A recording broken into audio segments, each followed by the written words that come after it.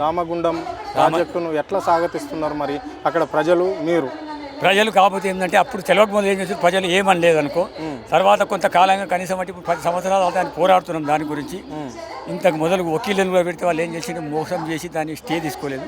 వాళ్ళు జబర్దస్తిగా కనీసం అంటే దామగుండరామలింగేశ్వర దేవాలయం గురించి మీటింగ్ పెట్టి మాకు పూడూరు నుంచి గ్రామ పంచాయతీ అనుమతి కావాలని చెప్పి ఏం చేసింది వాళ్ళు కనీసం 2-3 రోజులు తిప్పలు పెట్టారు.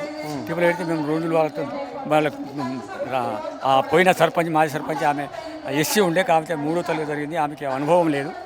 ఊళ్ళో కనీసం అంటే ఒక 20 మంది ఉండ్రి మేధావులు ఉన్న తర్వాత 2వ రోజు వచ్చి 3వ రోజు వచ్చిన తర్వాత ఏం చేశారు వాళ్ళ కలెక్టర్ వాళ్ళు తర్వాత అడిషనల్ కలెక్టర్ వీళ్ళంతా వచ్చి అక్కడ ఏం చేశారంటే డాగులు వేసారు. కాకపోతే ఏంటంటే మీరు తప్పకుండా పెట్టాలి, మీకు నష్టం కానీ ఏం కదా, కాకపోతే మీ గ్రామానికి మంచిగా సగం గ్రామం మంచిగా పడుతుంది, మంచిగా మీరు అభివృద్ధి అవుతుంది, మీకు పాలు పెరుగు కూళ్ళు మరి కనీసం అంటే కొంతమందికి ఉద్యోగాలు కూడా వస్తాయని చెప్పి ఉద్దేశం నమ్మించి ఆ రోజు కనీసం అంటే ఆ సర్పంచ్ నుంచి తీర్మానం తీసుకొని పోయారు.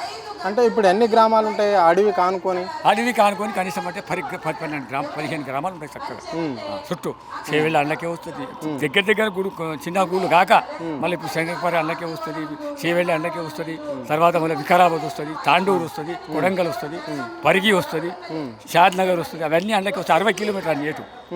హైదరాబాద్ కూడా అన్నకే వస్తుంది 60 కిలోమీటర్లు. అందులో మరి మంచి చెట్లు కనిపిస్తాయా? మంచి చెట్లు కనిపిస్తాయి. ఎలాంటి మొన్న కనీసం అంటే ఒక 8 దినాల నాడే మంచి ఔషధాలకు పనిపించే చెట్లు ఉన్నాయని చెప్పి కొంత మేధావులు వచ్చినారు.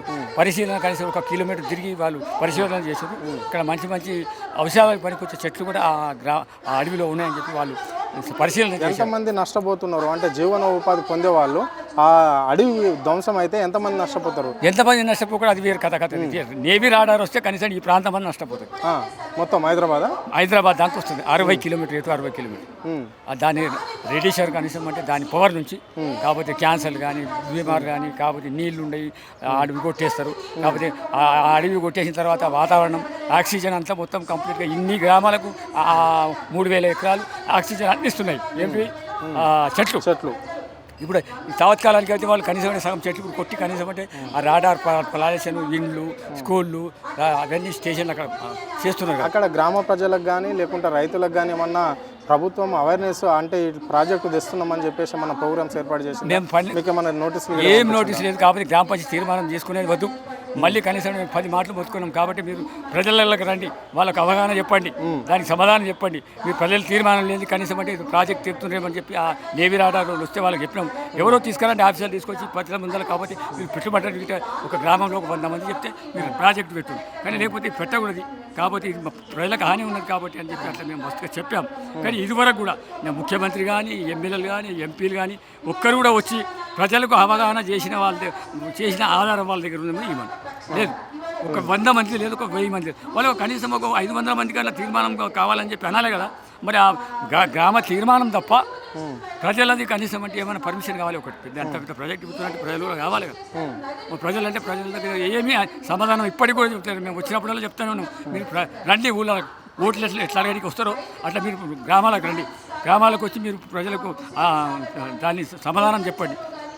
ఓట్ల గురించి ఎట్లా సమాధానం. ఈ అంశం పైన ఆ అడవి చుట్టూ ఉండే గ్రామాల రైతులు కావచ్చు, పబ్లిక్ కావచ్చు, మరి సీఎంని ఎప్పుడైనా కలిసారా?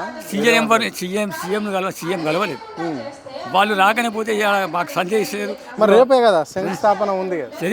శంకుస్థాపన వాళ్ళు చెప్తే కదా ఎవరికైనా ప్రజల మీద వాళ్ళు వచ్చి ఆ ఎమ్మెల్యేలు కానీ ఎంపీలు కానీ కాకపోతే మేము మా దగ్గర ప్రాజెక్ట్ పంపుతున్నారు కాబట్టి దీని నుండి నష్టం ఇట్లా జరుగుతుంది. కానీ మనకు మేలుగులు వస్తుంది, గీకి లాభాలు అవుతాయి, గీకి నష్టం అయితే మనం చెప్పాలి కదా. వాళ్ళు ఒక 1000 మందిని కాదు, ఒక 100 మందిని కానీ 12 మంది కానీ ఒక 500 మంది అయినా కనీసం అంటే ఇది కావాలంటే అంటున్నారని చెప్పి వాళ్ళంతా ఏమైనా ప్రూఫ్ ఉన్నదా?